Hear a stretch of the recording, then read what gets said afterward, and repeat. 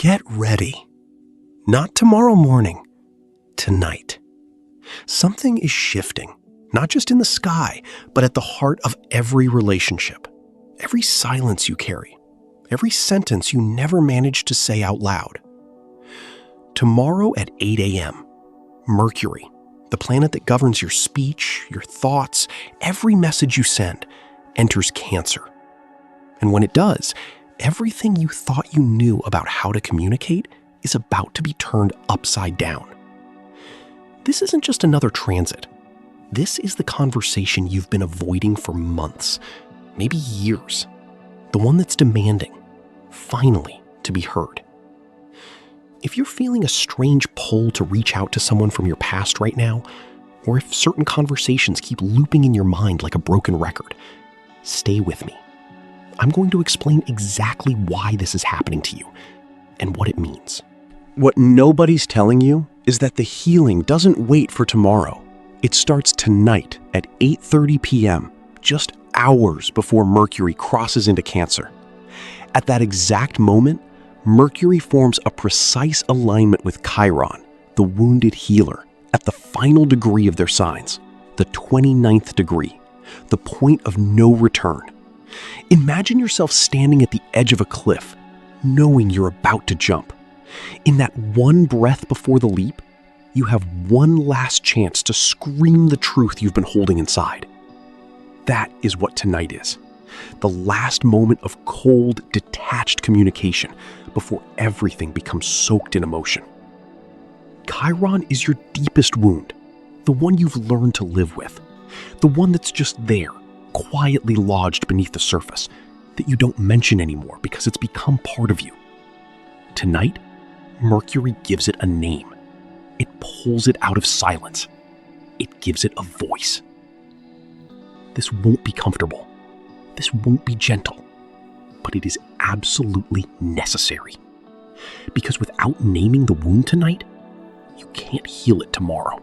At 8 a.m. tomorrow, the switch flips. Mercury enters Cancer at exactly 0 degrees, and the way you process reality changes. Not gradually, not subtly, instantly. Cancer is ruled by the moon. The moon doesn't care about facts, data, or rational arguments. It only cares about one thing. How does this feel? And when Mercury, the planet of the mind, answers to the moon rather than its own logic, everything you thought you understood about communication gets flipped upside down. It's no longer about what someone says. It's about the tone they use, the pause before they answer, the way their energy shifts when they're sitting across from you. Your body becomes the truth detector, not your mind. And here's what makes this so powerful. You'll be right. Because when Mercury is in Cancer, intuition doesn't just get louder, it becomes the primary language. The subtext is the text. The feeling is the message. Any hollow apology will be instantly recognized for what it is. And any genuine one, carried with real emotional vulnerability, will land like a tidal wave. I mentioned at the beginning that pull towards someone from your past. Here's the explanation. Mercury in Cancer doesn't just transform how you communicate in the present, it draws you backward, into memory, into unfinished conversations, into relationships that ended but never really closed. Cancer is the sign of the past, of ancestral roots, of the family home, of everything that shaped you before you even knew who you were. And when Mercury moves through the sign, your mind becomes obsessed with revisiting old territory. You might find yourself scrolling through old photos, driving past places that carry emotional weight, thinking about a friend you haven't spoken to in years, remembering exactly what someone said to you a decade ago, and feeling it fresh, like it just happened yesterday. This isn't nostalgia. This isn't being stuck in the past. This is your psyche preparing for closure. Because the conversations that heal everything often involve people and situations you thought were long buried. And here's what should make you pay attention. Your body already knows who needs to be contacted.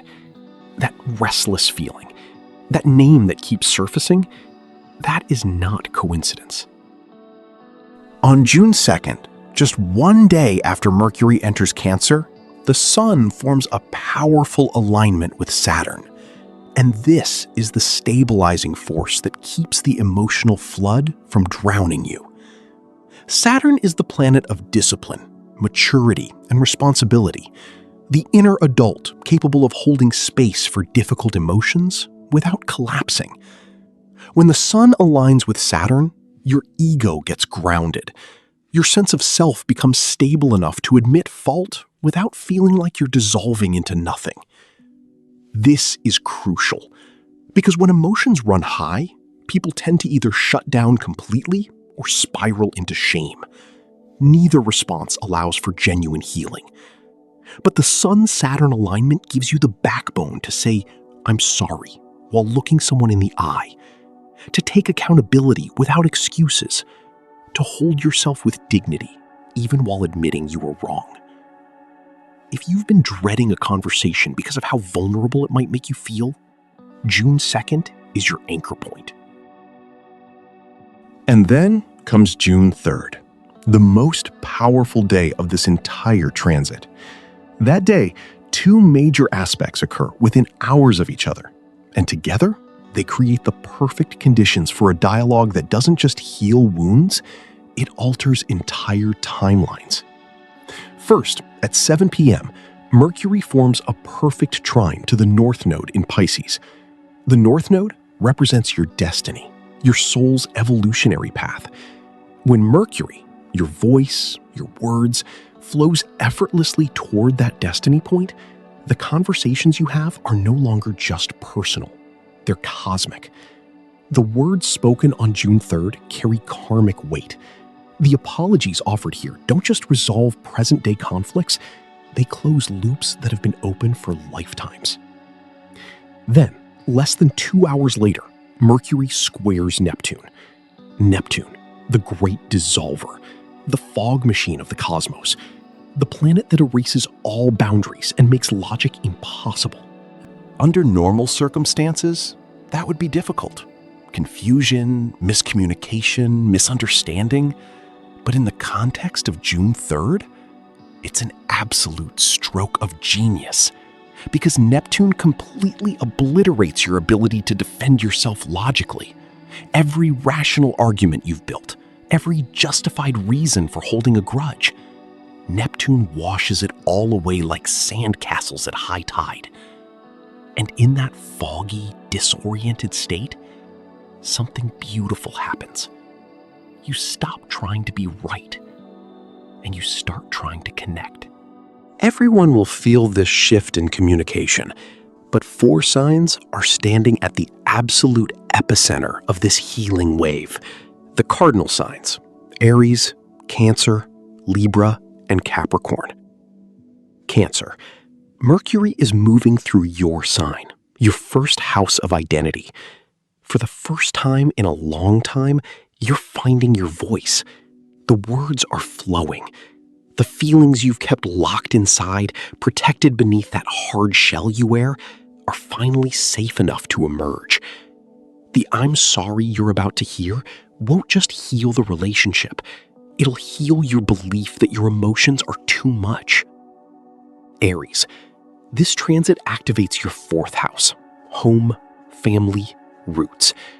The healing conversations happen behind closed doors, in the most private, vulnerable spaces of your life. You may need to apologize for being too impulsive, too quick to move on without processing, or finally hear something from a parent you've been waiting for since childhood. Libra. Your 10th house is activated. Career, public image, relationship with authority. The conversation you need to have involves dropping the mask of perfect diplomacy you've been wearing for so long. You've spent years keeping the peace, making sure everyone else is comfortable. Mercury in Cancer is asking, what about your emotional truth? Capricorn. This transit lands in your 7th house of partnerships. Your one-on-one relationships are about to go through an emotional renovation. You operate on structure, control, practicality, but your partners have been starving for presence.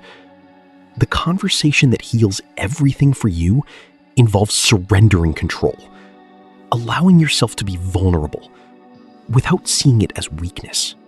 After all that intensity, the tears, the truth-telling, the vulnerability, June 9th arrives like a cosmic exhale.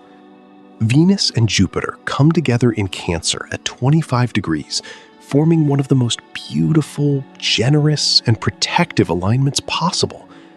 This is the moment when all that emotional work pays off. The relationships that survived the difficult conversations are suddenly flooded with goodwill, tenderness, and an overwhelming sense of safety. As if the universe is saying, "You did it. You were brave enough to feel everything. Here is your reward." Domestic harmony is restored. Trust is rebuilt. The love that was always underneath the hurt finally has room to breathe. This isn't just reconciliation. It's a complete upgrade of the relationship's foundation. But the healing isn't complete without structure. On June 10th, Mercury squares Saturn. And this is where you establish the new boundaries, the new agreements, the new rules of engagement that will protect this newly healed relationship going forward. This might feel restrictive after the flowing emotion of the previous days, but it is absolutely necessary. Because forgiveness without changed behavior is just a temporary ceasefire. The Mercury-Saturn square forces you to have the practical conversation. What needs to change? What are the non-negotiables? How do we make sure this hurt doesn't happen again? These are the unglamorous but essential conversations that turn emotional breakthroughs into lasting transformation. Here's what most people won't realize. Everything that happens between June 1st and June 10th is just the first chapter. Because at the end of the month, Mercury stations retrograde at 26 degrees Cancer, which means every conversation you have in early June, every apology given and received, every emotional breakthrough is going to be reviewed, revisited, and tested in the weeks that follow. The retrograde will ask, was this real? Was this genuine? Did the behavior actually change, or were those just empty words? Those who did the real work in early June, who had the authentic conversations and made the genuine commitments, will pass the test. Their relationships will emerge stronger than they've ever been. But those who rushed through, who offered surface apologies without real change, will find themselves right back where they started, forced to try again. This is why what happens this week matters so much. This is your chance to get it right, to have the conversation that heals everything, not just for now, but for good. So, here we are. Tomorrow morning at 8 a.m., the portal opens. The universe is extending an invitation to have the conversation that changes everything, to say the words you've been afraid to say, to hear the apology you've been waiting for, to close the wounds that have been bleeding quietly in the background of your life for far too long. But invitations expire. This window won't stay open forever. You have a choice. You can ignore this, dismiss it as just another astrological transit, go about your life pretending everything is fine. Or you can lean into it, pick up the phone, start the conversation, drop the defenses, and let yourself be seen. On the other side of that difficult conversation, that vulnerable admission, that long overdue apology, there is a version of your relationships you can barely imagine right now.